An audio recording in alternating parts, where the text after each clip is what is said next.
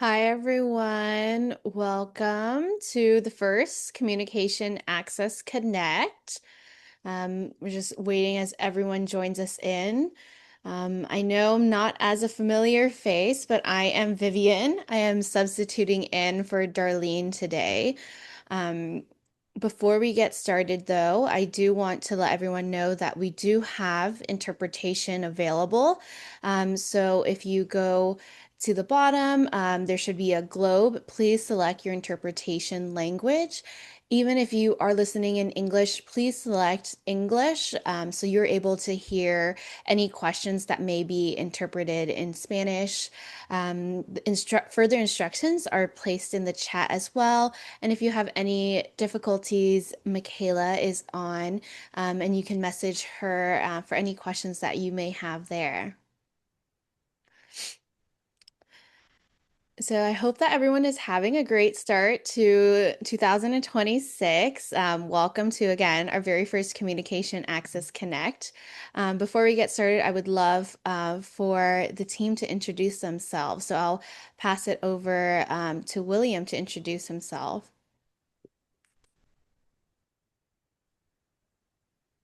Hello, my name is William Del Rosario, and I am a Hispanic Filipino male in my 20s with short black hair, brown eyes, and I wear glasses.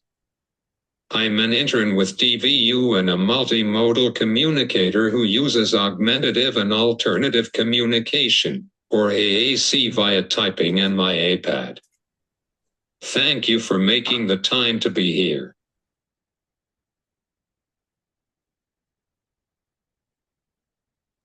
Thank you, William. And then we'll go ahead and pass it over to Nina. All right. Hi, everybody. I'm Nina Spiegelman. I'm the Director of Policy for DVU. And the most important thing is I have a very big coffee that I just got, and I'm so excited. But I am really, this topic, I love Communication Access Connect. It's like the favorite part of my month. But today's topic I'm super excited for because I have a just turned 30-year-old son with autism with some communication challenges who's in the SDP, and I've been waiting for this, and I will let Vivian introduce Kristianna, but I'm so thrilled that we're doing this topic today. All right. And hi, everyone. I'm Vivian. I'm our project manager for our supported decision making training and information center. And for those of you just joining on right now, I know I might not be as familiar of a face, but I am stepping in today for Darlene, who's here with us, but she is unfortunately very sick. So I'll be stepping in today and helping facilitate this. And we have an amazing guest speaker today. We have Kristianna joining us to talk about this. So I would love for Kristianna to come on and just introduce yourself. Hi, everyone. I'm Kristianna Moralls, and I am with Self-Determination Institute. And the, this is such a great topic, and this is such a common questions that I get. And so I'm really excited to be here to talk about, how we get those PCPs to reflect what the communication needs. So I'm really happy to be here. Thank you all for inviting me. Thank you, Christiana. We're so excited to have you here. And for a reminder for folks who may join every single one of our Communication Access Connects, today we're going to be talking about how to access communication services and really navigating them with the self-determination program. And so, kind of as we talk about this today and have this conversation with Christiana, please put your questions in the chat. But I really want everyone to think about, why is communication important in your life? What does communication allow you to do? And then think about when you think about communication, or do you think about it just as being speech or about other parts that of you participating in your life as well? And so today we're going to be talking about that. And so I'll pass it off to Christiana to get us started about talking about person-centered planning and how it must reflect communication needs. Thanks, Vivian. Tell Nina that I also have a very large coffee, so I am also happy. So I got my big old coffee. So So a person-centered plan is not required in the self-determination program. However, it is so highly recommended, and I'm going to explain why it's really important. That person-centered plan is going to inform your individual program plan, which is now called a standardized individual program plan, an SIPP. So we've got to change that because we have a brand new one that started was it January 2025? It's been a bit. So it's out, it's been rolled out. The service coordinators should be using the new IPP format. And the good news that I see in there is specifically a section in the IPP for communication, which wasn't there before. So this is a wonderful news. Now, the most common mistake that I see people make is they go in and they start by asking for a service. And let me talk to you about kind of the process of how things work. You start with a need. That need describes a goal. That goal describes a service. That service gets put on your IPP and then gets funded. So if you walk in the door and you say, I need speech, they're going to say, go get a generic resource and kind of shut the door. So the reason it's really important that person-centered plan starts from the basic needs. So don't think about something as broad as I need this service speech. Start thinking, what do I need? So maybe you're to begin with, you're saying, well, I need to be part of I need to be more involved in my community. I need to be, more interactive with my community. That's my need. My goal from that might be something like, I want to learn to order my food at the restaurant. So we're talking broader things, right? We haven't talked about a service yet. We're saying this is my need is I want to be more involved in my community. The second one is my goal. I want to be able to order my food. And then the third one is really, okay, how are we going to do that? This is where self-determination gets a little more interesting, right? And when we talk about thinking outside the box, that's where we can get more services in the self-determination program because we're not kind of stuck in those narrow definitions of the services. So a good explanation might be speech. Now, do you need to sit in a speech therapist's office to learn to do that goal we were talking about? Probably not necessarily, right?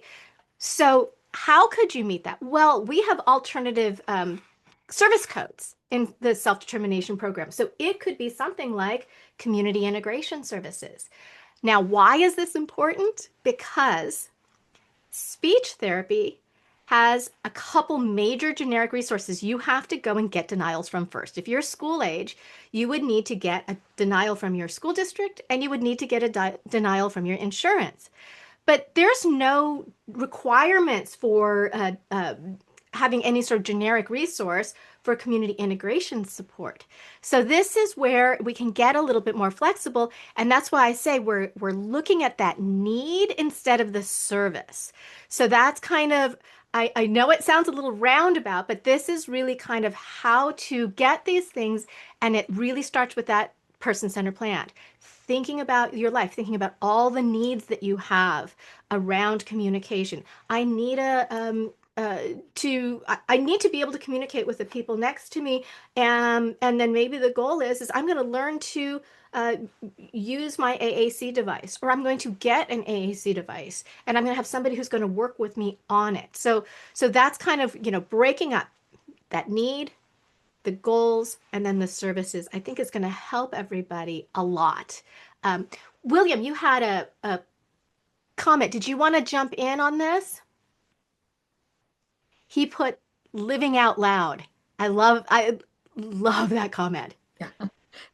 Sorry, he's working multiple devices. Yeah, so he was just typing in the chat. We don't have it programmed in his AAC. I'm his communication partner. But yeah, Ah, that's exactly what he wrote, living out loud. living out loud and your need is to I love that. That's such a great terminology. So that's your need. And so that's where we're going to start with that person-centered plan. That's why those person-centered plans can be so important because those are going to feed that IPP. So I think everybody should really think about um, the The other piece that I hear a lot of pushback and difficulties with is regional centers want to pay for one type of communication. And we can really show in our person-centered plan, I'm a multimodal communicator. I don't know why they even have a term for it, because we all are. Everybody uses multi modes to communicate, but sometimes we get pushback where somebody says, well, you can't do have an AAC device and do have a person who is working a communication partner and have somebody so where you're learning sign language. Sometimes they'll say, well, that's so this is where your person-centered plan can really spell out those needs. In this situation, I need to be using my AAC device. Maybe in this situation, I need to be able to use uh, each of the things that you need to do. So I think this is a really key piece and really thinking about your those needs. Um, so does any, I saw a hand pop up and I'd love this to be a two-way conversation. So please, people feel free to raise your hands and jump in and put questions in the chat. Um, I think that this is a great place to start of where we're going to get. So how we're going to get these things into those plans. So has anybody done a person-centered plan here? I know a few of you have. So I think talking about in those person-centered plans, those needs, we talked about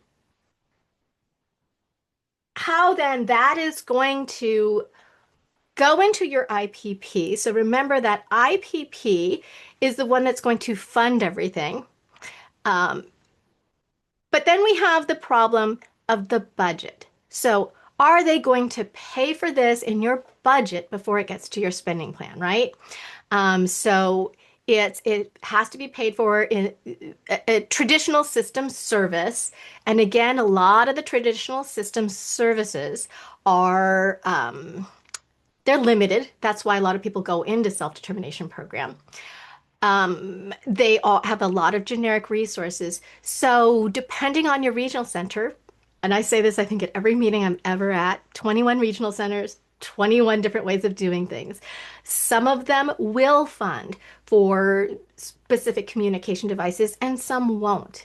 And so thinking along those lines of talking about the needs, sometimes you can fill in some needs with other things. So maybe you can get some personal assistant hours put in there, right? Who that you then are going to use as a communication partner. But then, you can also use them to purchase that device if you need it and those kind of things. Some regional centers will purchase that AAC device if you can show that. And I know the generic resource gets really tough because we've got some school districts will provide them. Some will say, well, but it has to stay at school. Or you can take it home and back and forth with you, but it's only programmed for your school conversations. And, we know conversations change depending on your location. So, you have to be able to get into it and update it and to based on which area you're at. You've got to have your people at home and your supports at home be trained and understand to learn and support with those devices and be able to load things and those kind of things. So there's definitely always a push and pull between that school district piece and the regional center piece. So again, this is where a person-centered plan really, when I'm at home, I want to do this. When I'm on the weekend in the community, I want to do these things. And I think that will really help define those. So putting Yeah. that in, go ahead. And then just wanting to add on is Jolene is sharing with me that, the school is only purchasing for the school. So this is not really the student's device. At the end of the day, that's something that's going to be left at school and not for them to take to continue to use as well. Exactly. And which, I mean, that's pretty ridiculous. You don't stop talking when you leave the campus. And so those are really, really key pieces to understand the explaining to them the limitations of what the school is providing. So that definitely helps when you say, oh, yeah, I have it in my IEP and I have a device and it sits at school. And so when I get home, then I'm going to need another one. And so that's how we can get things into the regional center side. Yeah. And then also for when they transition out of IEP services as well. Exactly. For when they're out, for even when you're in summertime, or all of those things, it makes so much more sense for you to have your device that you use everywhere that you go, right? I'm also going to give me 1 second. I am looking up. And as Christiana looks that up too, Darlene is also sharing with me that, family training is not always something that can be added to the IEP, but it can be added in the IPP as a need there. Exactly, exactly. Because IEPs, individual education plans, are for education in school, and they don't feel it's necessary to teach a family member for school, especially for a device that's going to stay there. So, absolutely, regional center, then, yes, that's where the school piece is going to be. What I was looking for is I want to talk a little bit about generic resource because I think this is one of the most misunderstood terms by regional center staff. And what they will say is, hey, there's some organization who's giving away iPads. That's a generic resource. You need to go to it. And that's actually not. There is a definition for a generic resource, and I'm going to put it in the chat here. I swear I use this all the time. Um, because sometimes you have to remind people what a generic resource, what the definition is. And it is an agency which is legally responsible to serve all members of the public and is receiving public funds. So a nonprofit who happened to have a bunch of iPads that's giving them away really doesn't meet this definition.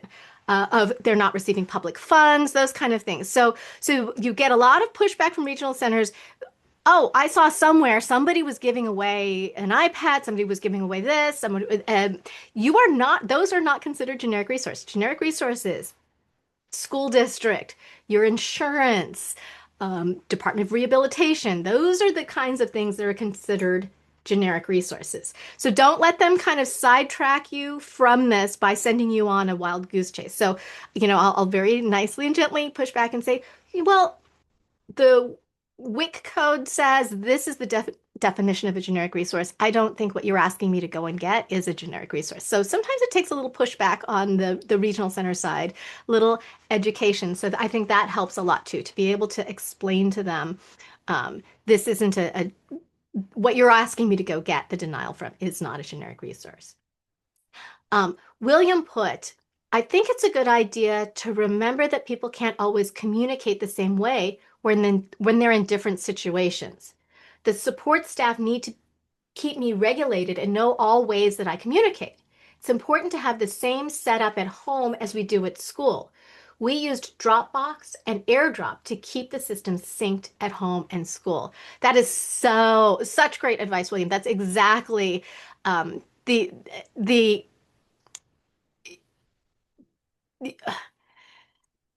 why it makes no sense to have, completely separate systems that you're communicating consistently across the two. I love that you're able to sync yours. That's great that you're able to do that. And that the support staff it's not just about that AAC device. I think that's so key. And so again, let's talk about those goals. We kind of focused on like AAC devices, but let's think about, the people learning how you communicate um, in other ways, right? That there are so many other ways to communicate. And as William said, the important piece is the regulate is that they're able to see, I'm trying to let you know something is wrong here. You're not listening. Pay attention here, right?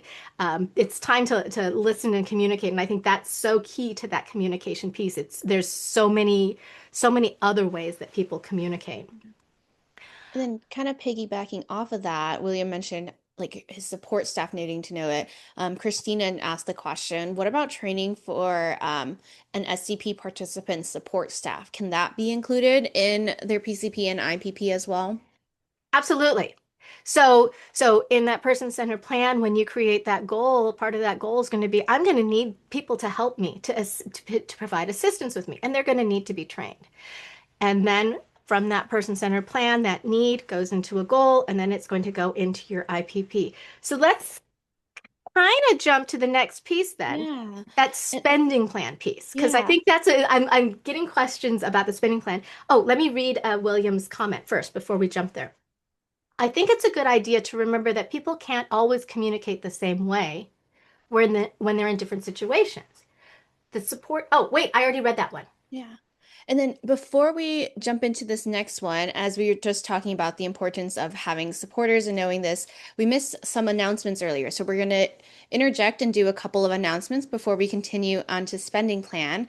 The big first announcement is talking all about supporters. It's about supported decision making. And so every fourth Monday, we're going to start doing supported decision making connect. Our very first one will be next Monday at 4 to 5:30, so similar time as this. Michaela is putting the flyers in the chat and the link to register there. For our first session, we'll be sharing just a brief information about supported decision making and really just making this a place where you can connect with one another, just like this session, learn from each other about how you use supported decision making in your life and then how others do as well. And then Gilda, if Gilda is on, Gilda also has an announcement to make. So I'll bring Gilda on to make a quick announcement as well.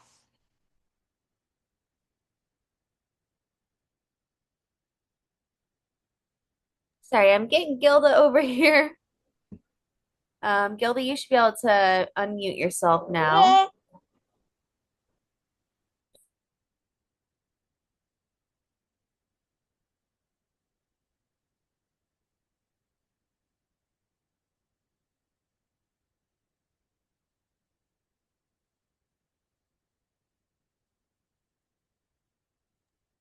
She available right now? Maybe not. Yeah, Gilda, if you're on, if you can make the announcement. Otherwise, um, they are still recruiting for GVU ambassadors. I'm going to place the link in the chat, and if Gilda is available, she can jump in. Otherwise, she can jump in at the end and share a little bit more information. But we can put the link in the chat right now for folks who are interested in applying to be a DVU ambassador.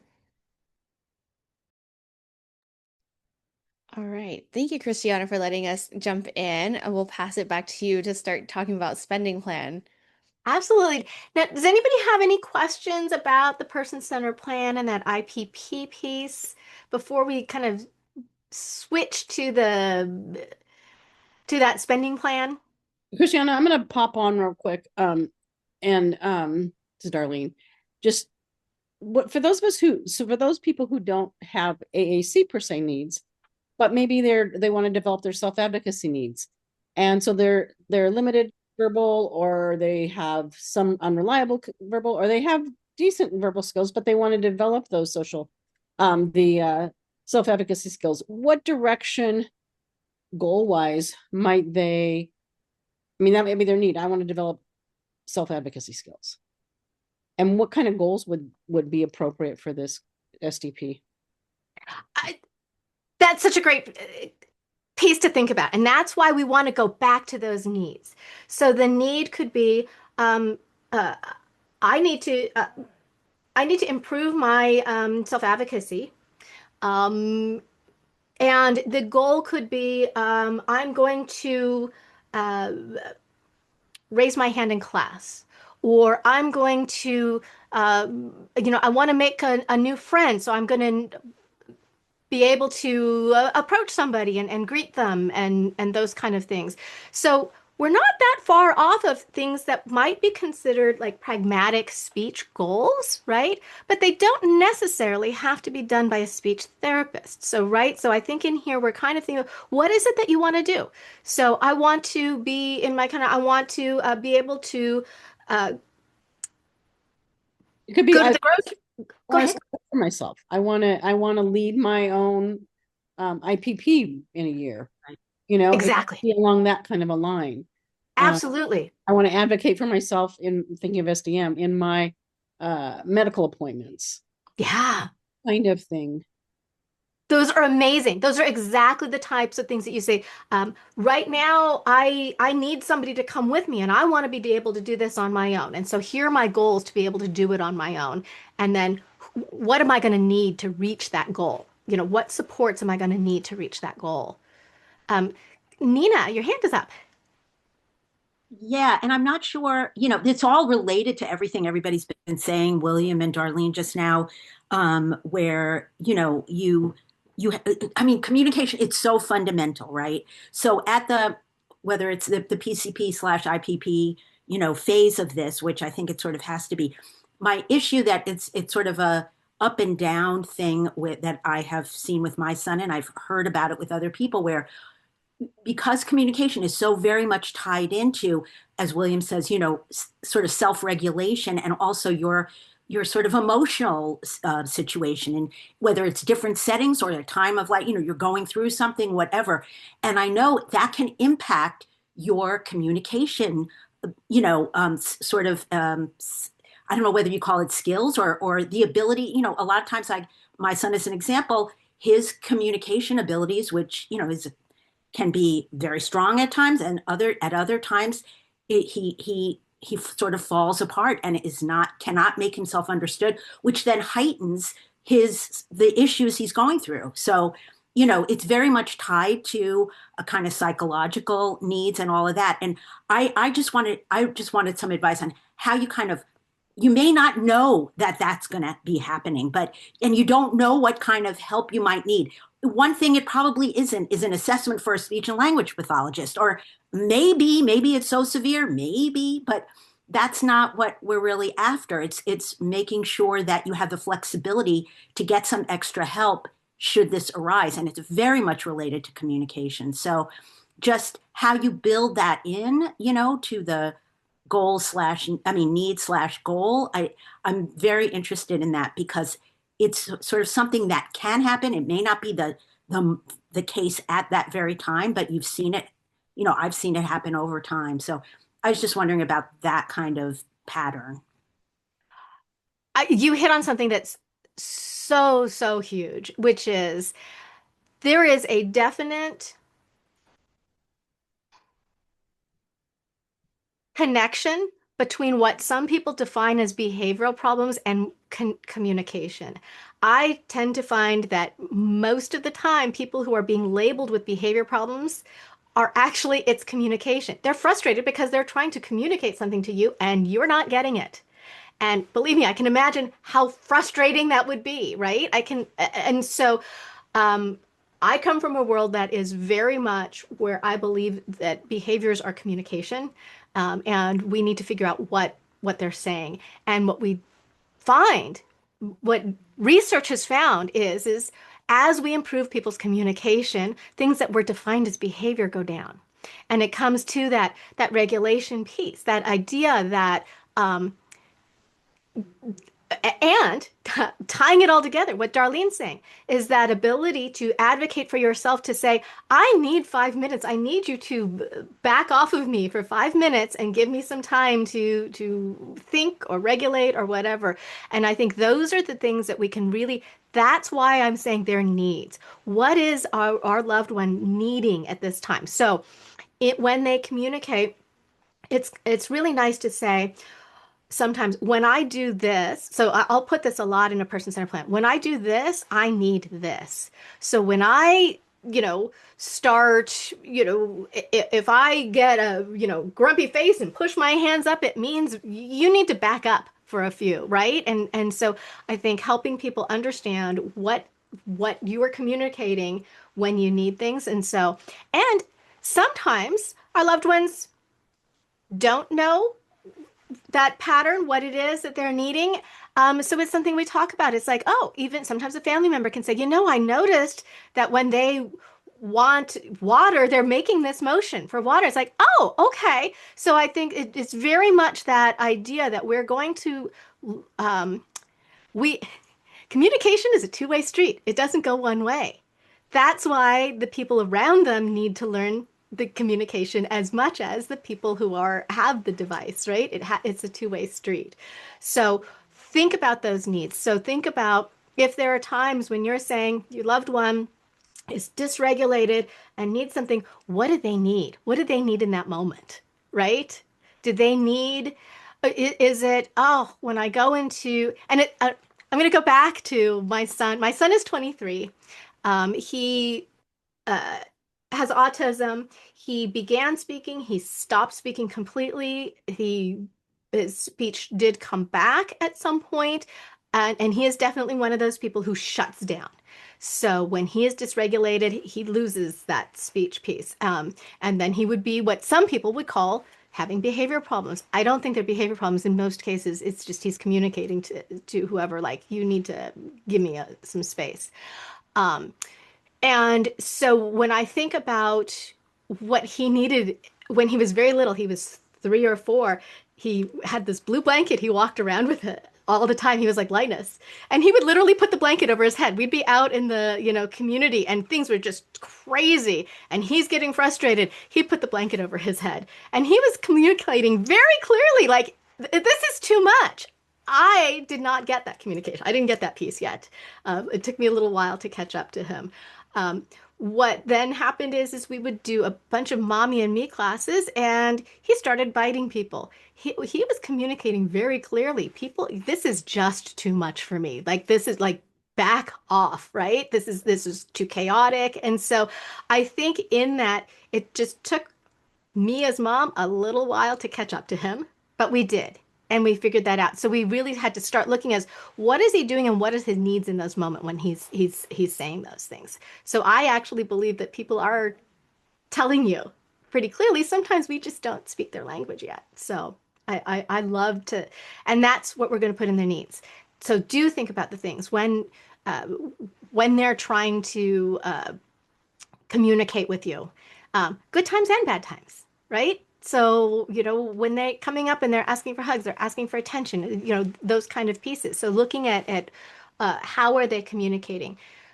So now we so let's say we've got those needs done, we've got our IPP, and we're going to start looking at the spending plan. So there are 3 things that anything has to pass in order to be on the spending plan, right? Those 3 things are: one, it has to be a federally reimbursable um, service provided. That is a really difficult way of saying it meets one of those service codes. So you look at all the service code definitions in self-determination program. If it has a service code and a definition, it's federally reimbursable. So you put in there, say it's linked to a specific service code, then it meets that need. The second one is that a generic resources were utilized first before it can be on there. And then the third one is it needs to be related to your disability and be in a goal on your IPP.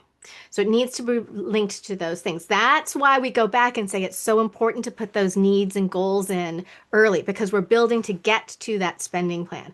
So then let's kind of talk about, I can't give you a service code that everybody uses for communication because it's going to be based on those needs, and everybody's needs could be different. So for one person, it could be, I'm going to need somebody to come with me for community integration supports. Like we use that example of, I want to learn how to order my food at a restaurant.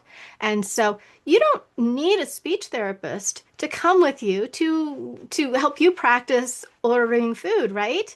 So we're not going to go down the speech therapy route, which has generic resources and licensure requirements and all of those things, for something like this where it could be a community partner, right?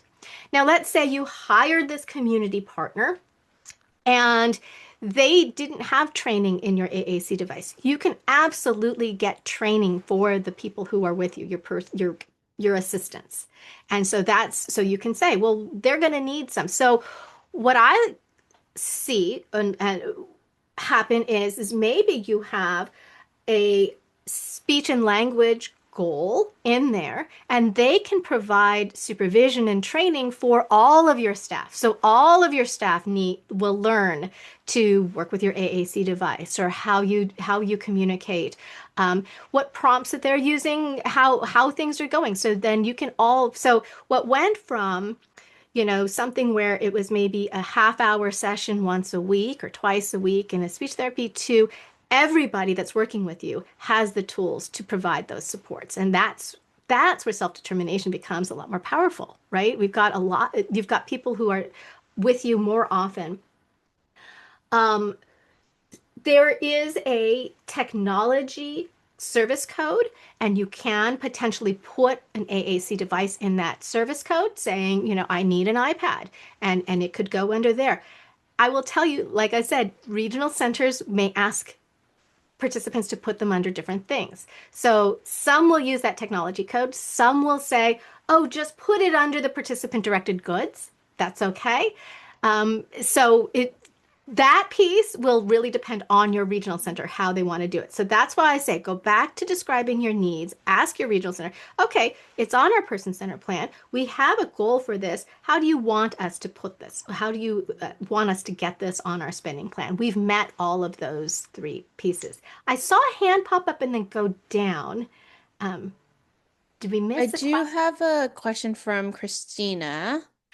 Um, My son is transitioning into SDP, and we were recently told by the regional center we needed an AAC assessment to be done first before we could add in AAC to his spending plan, and that we had to go to his primary doctor to get a denial for AAC services first before he can get an assessment done in his IPP. Is this accurate? This is common. I do hear this. Now, part of it is because if your regional center is willing to do that, it means they're going to put some money in your budget for it. So, yay. That means if you get that assessment, they say, yes, you do need it. They're going to put some money in your budget, and then you can get to the spending plan piece. Um, where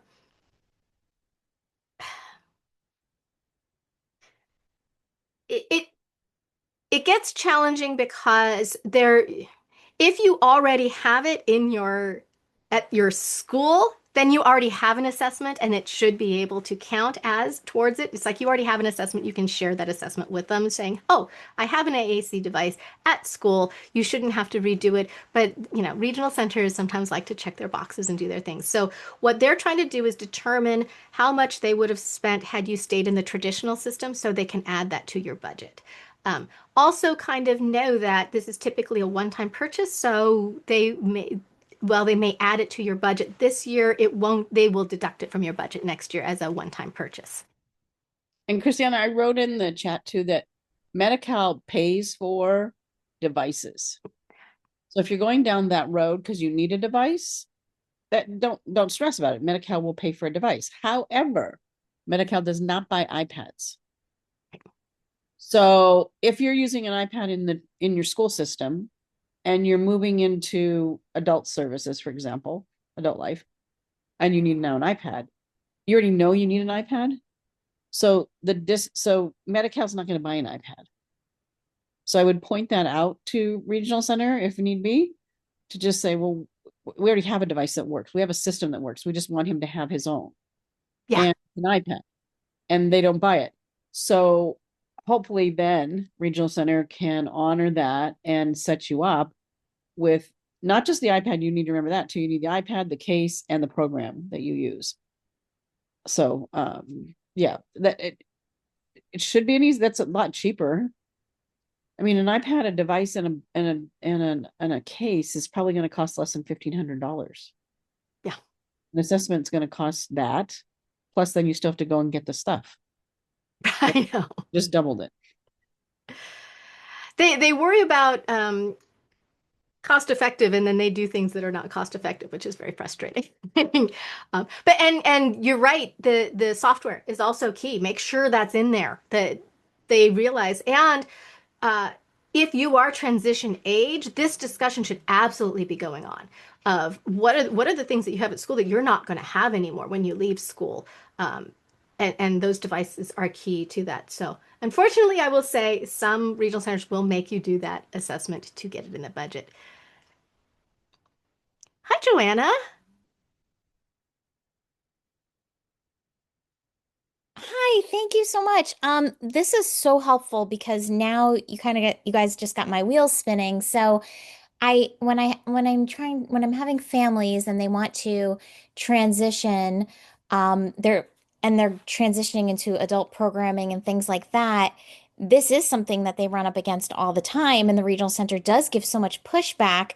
Do you think that having a letter from the school system with that continue the fact that Medi-Cal isn't going to approve an iPad and showing that can that this would be very disruptive, like is there a chance that that would be enough? Because if you did have to, it's just like how much does a family want to push? You know what I mean? Like iPads are really new. Do we think Medi-Cal will eventually possibly lean into them? But until then, can can we just use a letter from the school district saying this is what they've been using? This will be the least amount of distress. You'd be taking their voice. They're taking their voice away technically by taking the iPad back. So I feel like they would be helpful in with this transition without having to make this a whole thing. And can you get SDP to have some sort of like insurance or some sort of like is there something that anybody knows about for iPads? Because I do know a lot of people that are a little less than I want to use the word clumsy maybe or there it's a device. It has to go with them. It can fall, it can break, it can shatter. Um, will that be something that SDP would even consider covering? So that's a great question. So one of the things that, and again, it depends on the regional center. Right. One of the things that I found was some regional centers, after having to replace a device a few times, said, "Can we get insurance?" So they actually recommend it. Some of them will say, "We don't pay for insurance." It's like, okay, well then you can keep paying for new devices. Right. Um, the, so it really depends on the regional center. But I have seen both put on the spending plan. So the replacement, but also like the cases. So if they drop it, they're, Yeah. definitely those in there. Um, yeah, I mean, you're taking it everywhere. The chance that it's gonna, I mean, it's a reality. And so, yeah, I have seen it put in there. Some regional centers will permit it and some won't. And that's and then Joanna, the question about the school piece. I wish that was enough. I will tell you, if they're asking for an assessment, they're going to want it from their people, from the regional center side. Like it would make sense that that should be enough. But what they're really looking at is cost, hours, what they would have spent, and they use it to prove that this is what they would have spent in the traditional. So So it doesn't hurt to have it, it doesn't hurt to have it, but don't think that every regional center is going to go for it. Got yeah, it. yeah. You. Christina. Hi.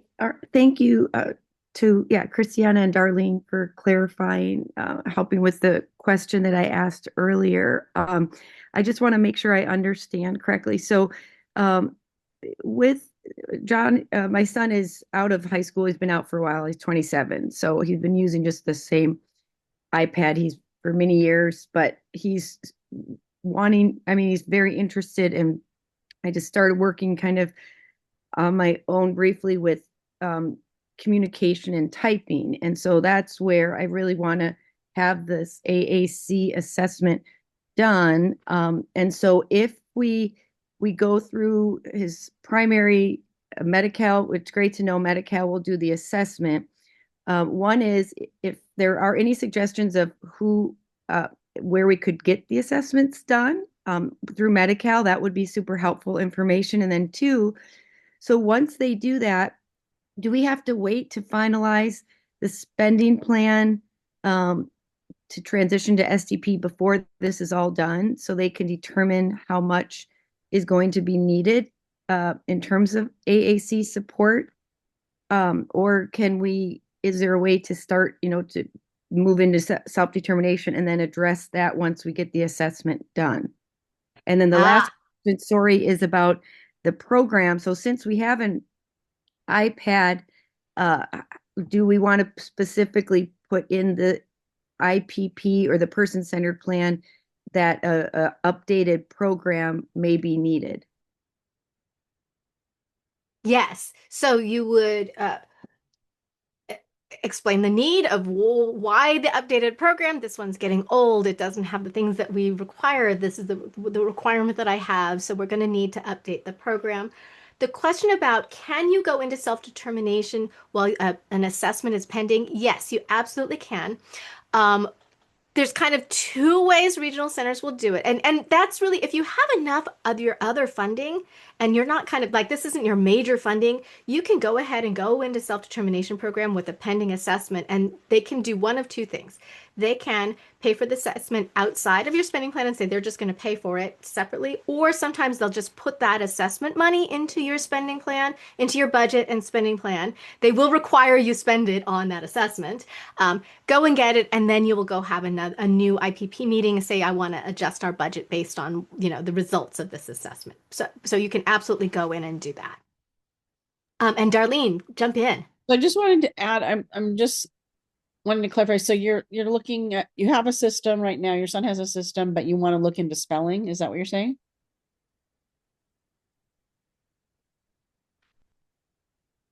What happened to, I think it was Joanna, right? It was Christina. Oh, Christina. Am I getting that right, Christina? Oh, she can't unmute. You are. I've got her back again. You should be Okay. able to, Christina. Correct. Well, it was just like a Proloquo to go. It was just a very basic thing that he wasn't really using to type with. Right. So I know there's a lot of, and this was 10 years ago, over 10 years ago. So I know I've heard there's a lot of great newer things out there that are easier to access for typing. So it's not just the program, but it's also the typing support. He already spells. He already types. He is working on it. Yes, he's very interested, engaged, and yes. So we're newly into that and wanting to make sure that's a bit because there's different layers. So number one, Proloquo to Go has a QWERTY keyboard on it, so you can use it for spelling. I don't know if you knew that. You have to open it up and put it in your system. I mean, put it on your display, but it's sitting there ready to go. Okay. So you don't need a new application necessarily. Okay. Spelling, the act of spelling. Okay. But then there's the strategy of learning to use spelling for your communication system. That's huge for us. That's a different thing. So if you're asking for that, an AAC assessment isn't going to serve you. That's not okay. That's not how it works. So, I mean, only speech and language people who specialize in the spelling formats. Hang on. Oh, poor Darlene. Sorry. Only the people who specialize in the different spelling strategies would be able to add that into your assessment because not everybody knows how to do that. Okay, yeah, that's super. That's what you want. Yes. Exactly. So you got to stay focused on that. And then, because then if you might need some more training still, because maybe then what you're doing is you're building your communication skills via spelling. Okay, so we can put spelling in the PCP specifically. Well, you're just saying it sounds like you're saying I'm putting words in your mouth. I don't know your son, but some people would be saying that they are AAC users who use a text-based system. Got it. Okay. They need to expand their language and communication skills. Okay, that's exactly what he needs. So just to confirm, Darlene, thank you for this.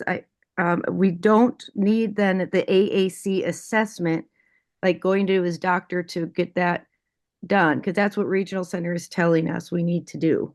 Well, okay, so yeah, which regional center are you in? North Los Angeles. Okay, so the thing is that if you're going to go you don't need a device. Correct. So I think you have to tell them that I don't need a device. I need communication training for my son. Okay. And you could, I mean, like you could come to, there's a few of us that do the assessments that involve spelling. Okay. Language people. So out there in North LA, you could look into Katie Annawalt is in Pasadena. or San Marino. And I'm in Irvine. I'm trying to think who else is in North LA that would do this. I don't think Allie Spears does it anymore. I'm not sure, but you could check on Allie Spears. And then you could also connect with Dynamic Therapy Solutions. They would be able to do it. Okay, and then we will ask for that in his IPP to put in the assessment, correct? Well, to respond to the request for an assessment, because you didn't ask for an assessment. Got it. You're right. We did. Okay, no, thank you. Thank you. Yeah. Okay, thank you so much. I didn't mean to take up the time, but it's been a challenge. And this is a huge part of his I see. Yeah. self-determination. So thank you all. Oh, and it wasn't taking up time. It was a great question, and everybody's questions. Somebody else in here probably has the same question. So there is no such thing as not a great question here. David, go ahead.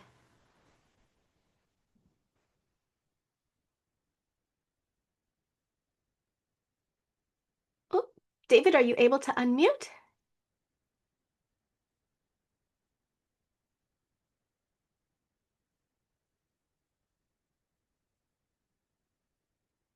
Give me a second. Sometimes it takes a second to figure.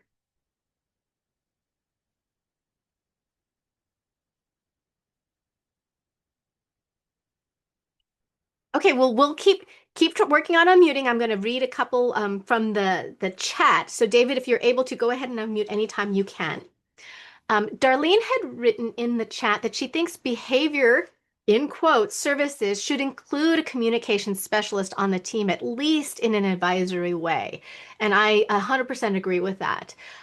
What I would like to see, if I had my dream, which would anytime anybody has behavior, they have communication, both of them are supervisory, so everybody on the team learns both the behavior piece and that communication piece. So everybody's on the same page. And that way, they get it whenever somebody is with them instead of just when they're in somebody's office. So I think it's a really, talk about cost effective. This is the power of self-determination. I have to also say, I think one of the really important pieces of self-determination is having somebody with you that you want to be with, that the participant wants to be with, because they want, communication is so personal and they have to be comfortable that they want to communicate with this person and tell this person, help me on these things. And so, I work with a lot of transition age youth, and sometimes, having a 50-year-old person walking with you when you're interested in dating and you want to say, hey, how's it going? You don't want a communication partner who's not cool, right? So I think that you have to make those considerations as you're talking about who are these partners? Are they going to feel comfortable in the community with them? Is this some people it doesn't bother them at all, and some people are very, like I don't want it to look like I have an aide with me or I have this with me. And that's one of the powers of self-determination is you can pick somebody that they're going to click with, that they're going to want to communicate with. Beautifully worded. Hi, my name is David Block, and I am the CEO and founder of Building Blocks Pathways. My dream when I was opening up my community-based program was to essentially have no unmet need. So I wanted to advertise to the deaf community, the blind community, the nonverbal community. I wanted to reach out to everybody. That being said, the issue that I currently face right now is the training aspect. So we have some participants who have an AAC device and they want to incorporate that into the program. And my caregivers lack the ability to do the training or understand how the device works. So what service code do they have to inquire or add on to their current spending plan so that they can get the funds for training my staff, essentially? Or what do you think I should do moving forward? So there's a couple ways of doing this. One is kind of that supervisory role that we had said, and that would typically be there would be like a speech and language, a 372 person on the plan that would work with the individuals. The other way is just a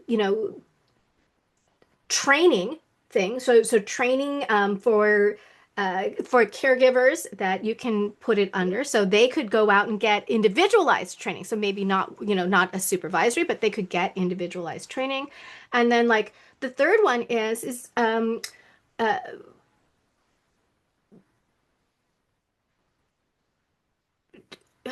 it could just be part of their community integration support piece, right? And so it's not a separate training. It's um, I don't know how to. What am I trying to say? I'm basically saying like they learn as they go. The person with them is the one saying, this is how I speak, this is how I communicate. And I see this kind of commonly with some of my friends who use AAC devices but do have a speaking voice, and that their caregivers get where they can understand their speaking voice and they get used to it. So they train on the job in that case. Did that kind of answer the question? Nina, go ahead. Oh, Christiana, this is all part related to that, and I'm sorry if I missed this. In one of your three, potential areas where you could do this, in the program service definitions, there is that one called communication support. Yeah. And the training be, it looks like if you dig in it enough, it looks like that could be, used for training. So, I mean, do you think that's available to point out to them if, to Absolutely. get, So back to starting with the need and going to that service corner and saying, I need to train my person. What service code do you want me to put it under? Because again, different regional centers will view it as differently, and how you're using that person uh, it may fit under different ones. So yeah, so it can be under communication support. It can be underneath it.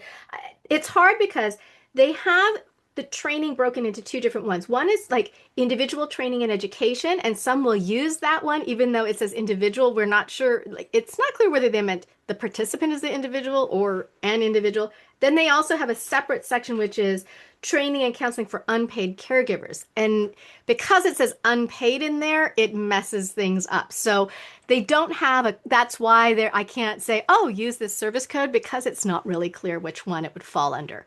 But describe what you want to do, and they'll help you put it in the right service code. So hopefully I didn't confuse people with that one. Uh, Christine, how are you doing?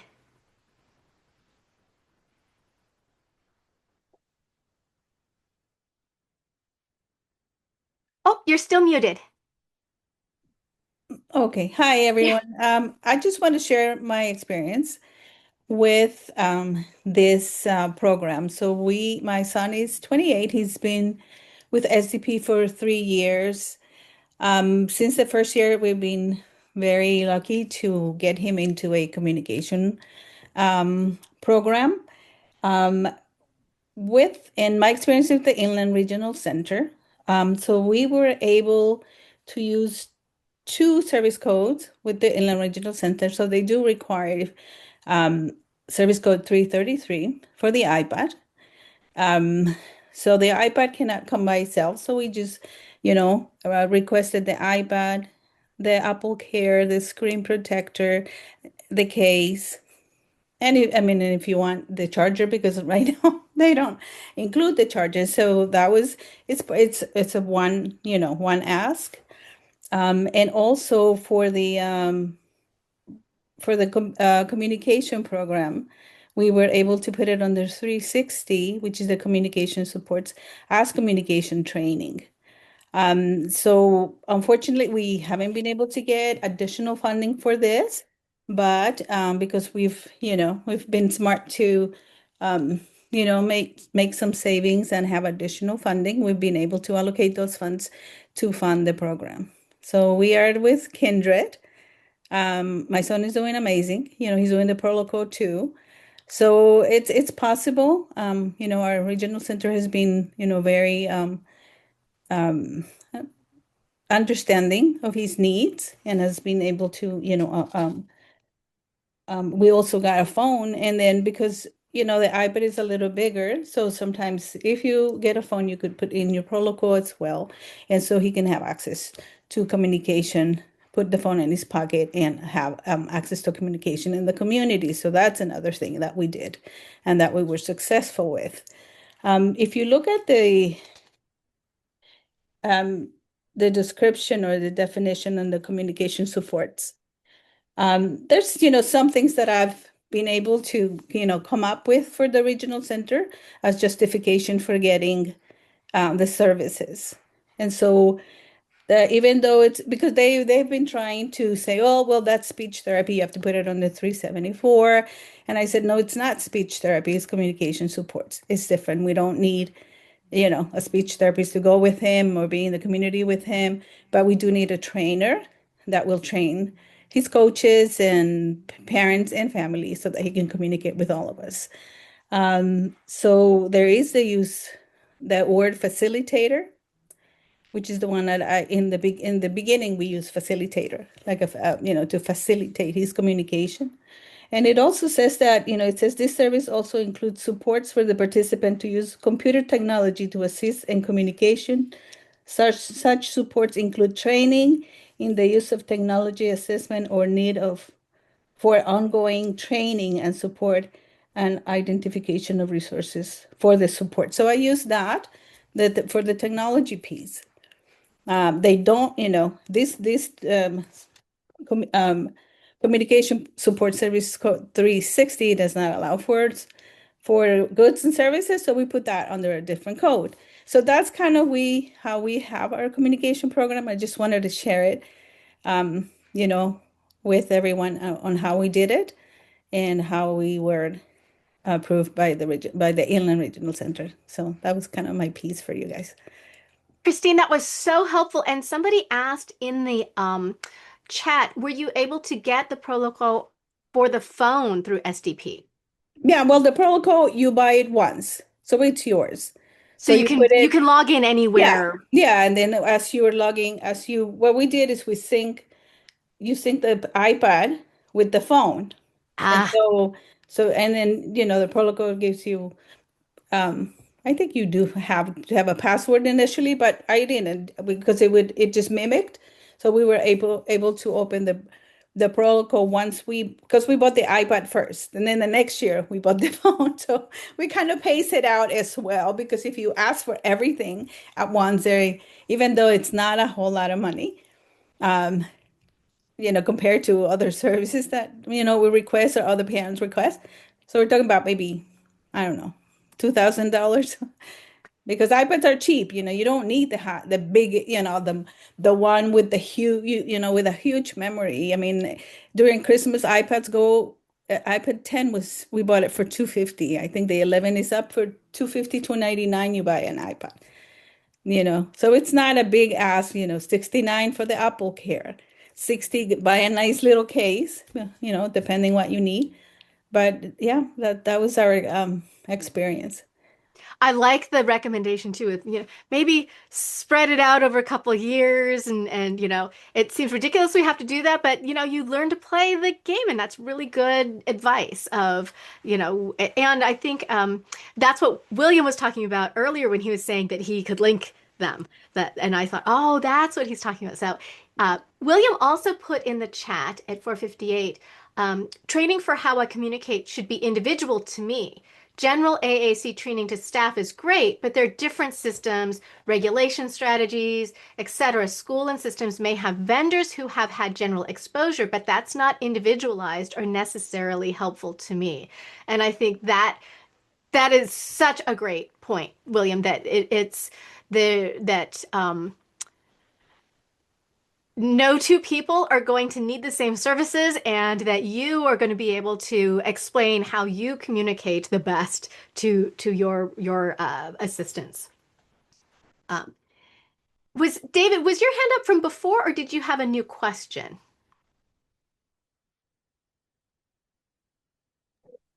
Oh, no, I didn't. You say raise my hand. Sorry about that. Oh, no worries. It was up still. I wanted to make sure I hadn't missed you.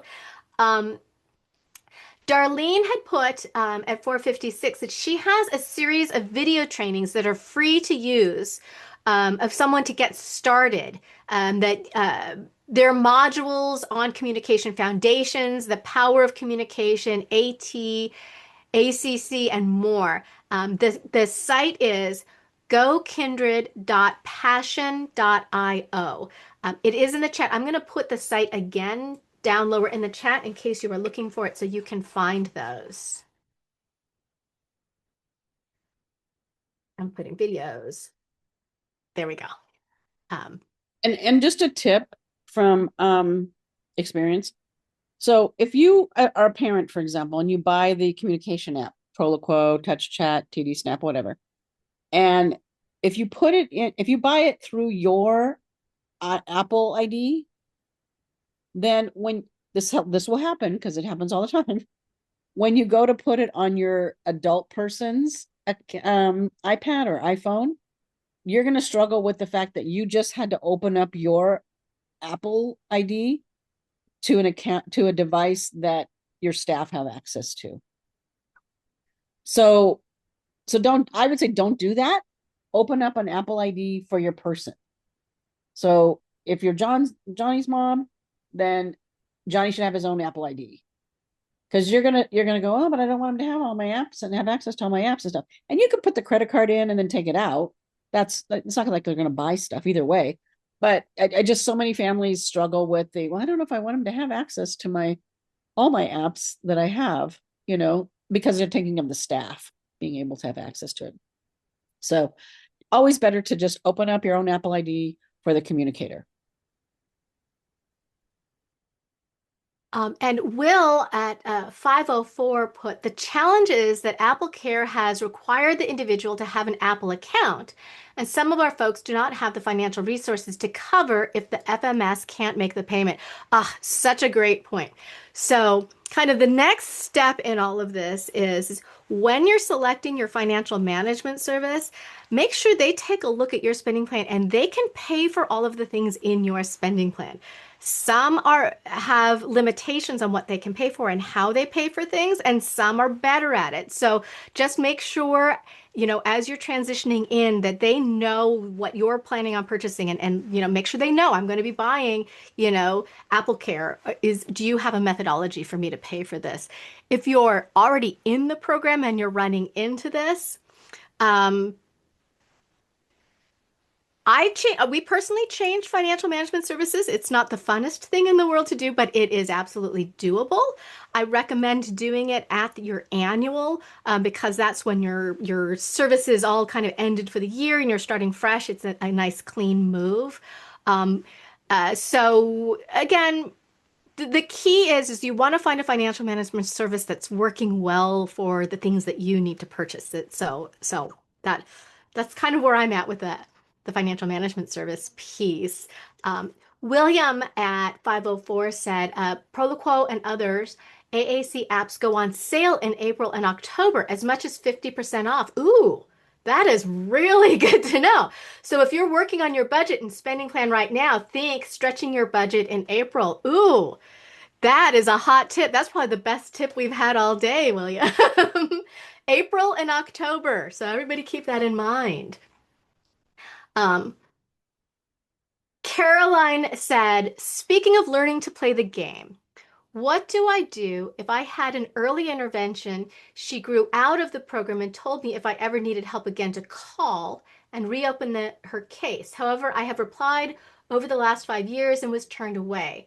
I finally asked what I needed to provide that I have not done before, and it was an official diagnosis of ASD. I thought her early diagnosis was done by them a long time ago, and I do recall them doing testing at home with the team for OT, ST, and they will not release my file to review. But this is not a regional center to help with me. I am the MRC area.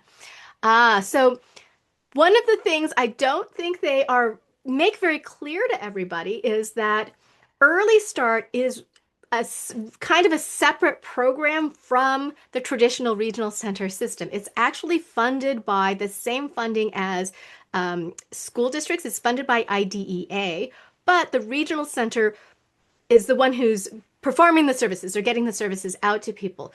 So to become a tradition at age 3, they really should have been reaching out to you and say, oh, we need to decide if you were going to become a regional center client, a permanent client, and should have kind of done an assessment at that point. So what you'll want to do is go to that regional center and apply for your regional center, if I understood your question correctly. Because just because you're in early start doesn't guarantee you will get traditional regional center services. You have to do that application again, and so it is a process and it takes some time, unfortunately. So if you can't get that person who was providing the early start services, just call the regional center directly and say, I want an assessment, and tell them you had the early start services. And also, you should be able to get your records. And if they're not giving you your records, put in a Public Records Act request for them. And I think we might have hit all the questions in the chat. Did I miss anybody's that? I think we hit them all. Does anybody else have any other questions?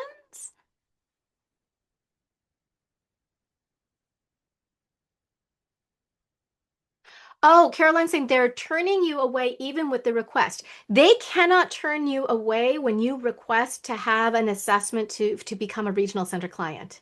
So go back in, say, I need my child to be assessed for the regional center. If they say no, then I would write a letter to the executive director because they cannot turn, they have to do an assessment. If anybody who applies to ask for an assessment.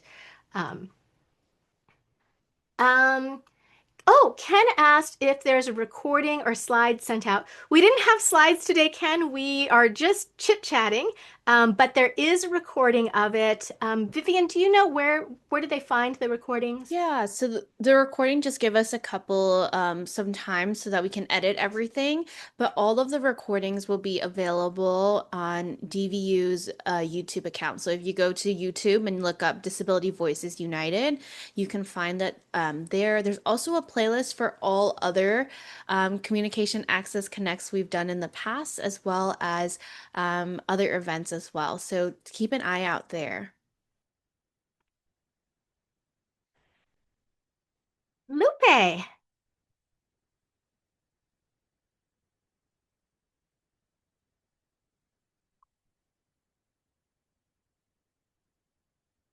Oh, are you able to unmute?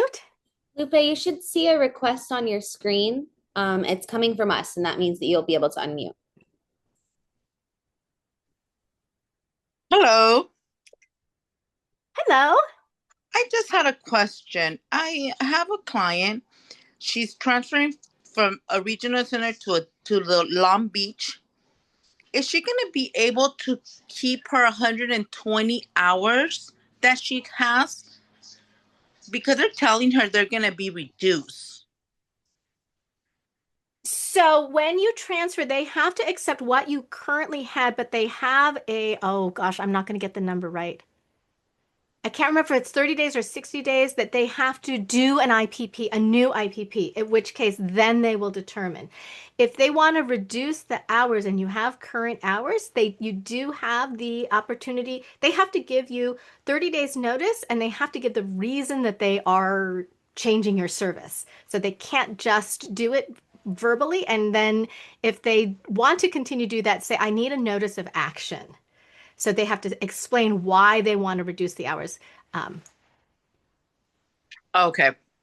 Just because my client was she was telling me that the new regional center said they were gonna cut her hours to half when she needs 120 hours. Okay, then Yeah, I'm so gonna have they to need to talk. honor the current IPP that transferred until they have the IPP meeting. And if they want to cut it at that point, they need to give it to her in writing, explaining why they're cutting the hours. Okay. Thank you very much. Sure. Thank you. Christina. We're redoing part of our IPP because we didn't really go over the PCP. The person helping us just kind of skipped through all of it, to be honest. And so I was very hesitant because I know how important the PCP is to the IPP. So I'm going to try to add in some, make sure the goals in the PCP are specific for the spelling. Can you share just some suggestions of what we might put in a PCP for individuals who need support with, spelling, communication? I know in the beginning you were talking about like community integration, and so I wrote those notes down. But if there's any specific examples you could give about that, I'd really appreciate it. Okay, so if they're in school, you have to be careful to not make it sound like something that they would learn in school, because then they would say it would be the school's responsibility. So make sure you're tying it to a device that you're using at home, and that they want to learn. So are they thinking they want to learn typing? Communication.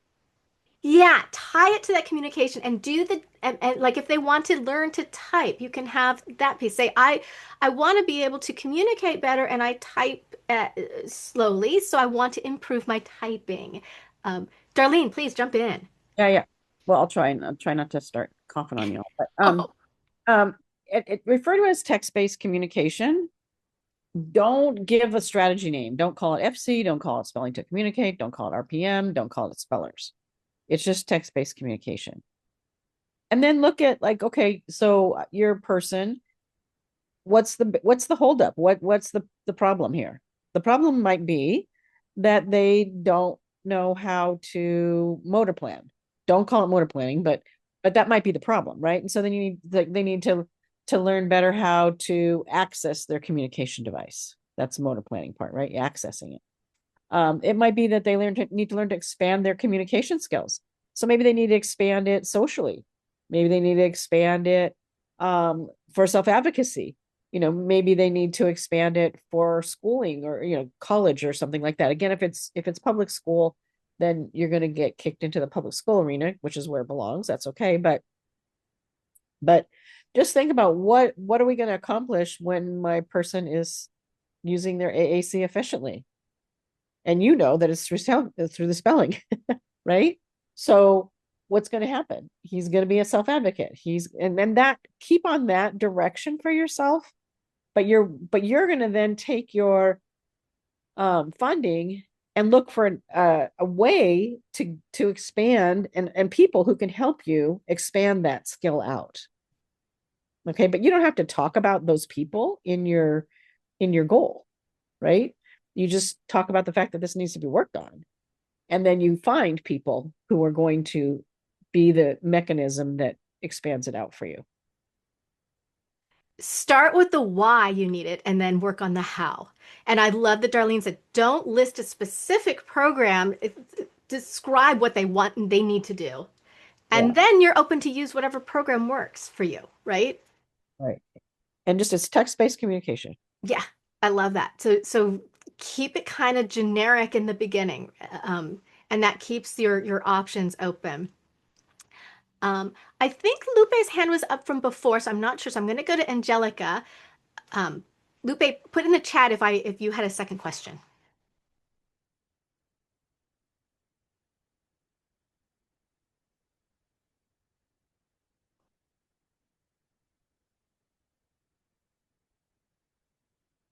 Oh, good. Lupe got her question answered. Angelica, can you unmute?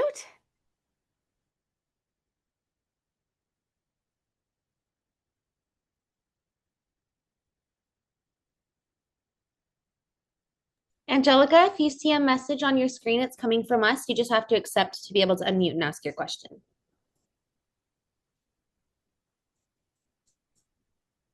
We might not have Angelica. We could come back.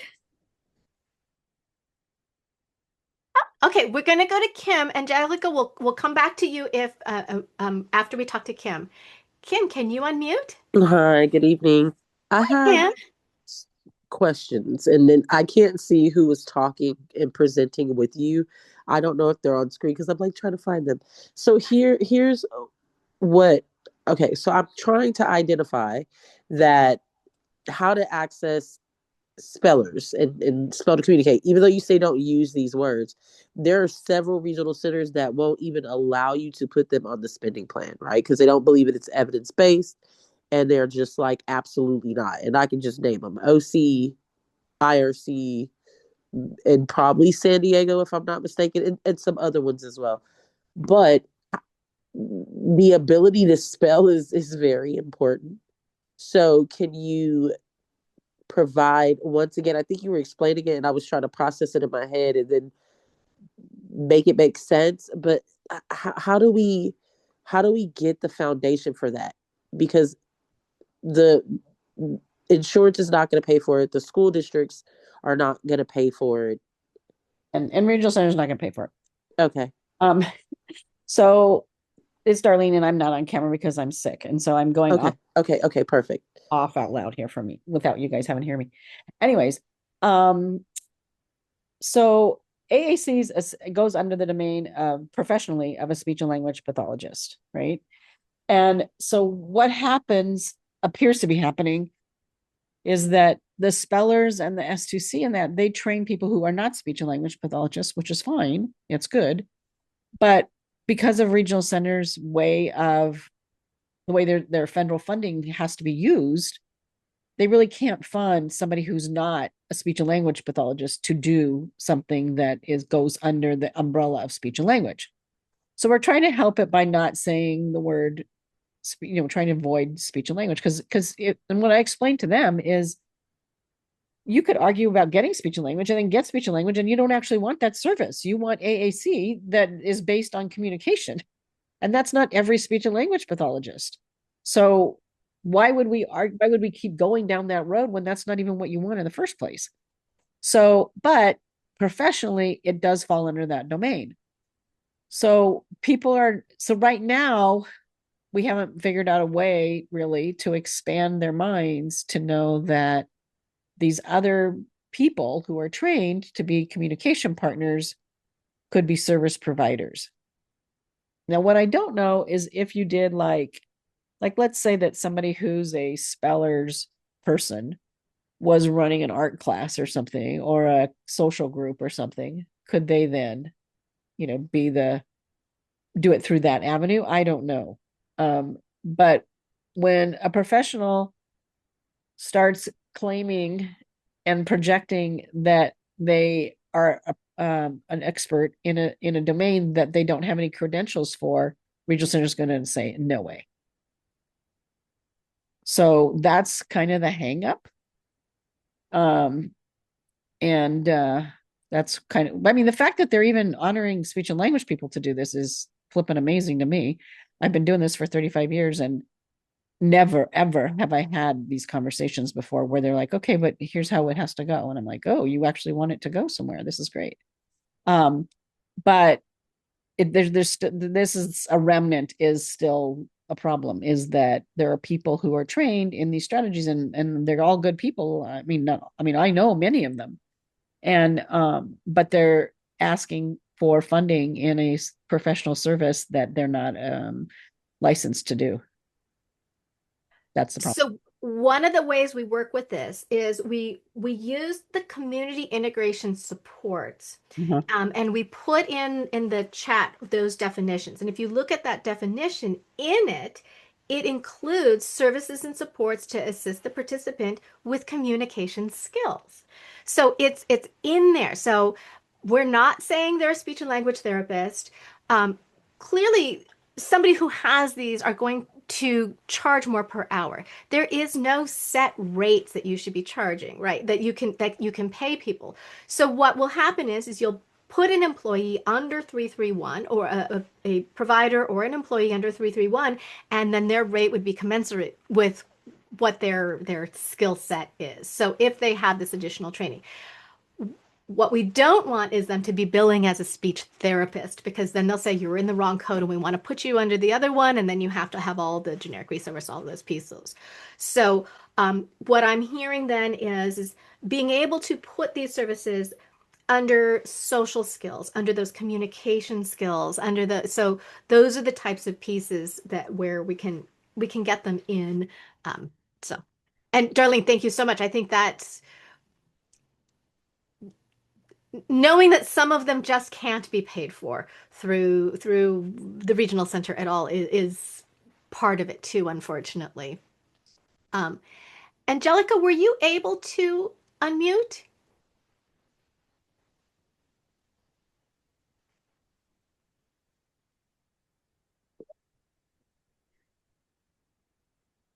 Well, I'm going to go because there are a couple comments and questions in the chat that I'm going to go. Angelica, if you when you can unmute, let me know.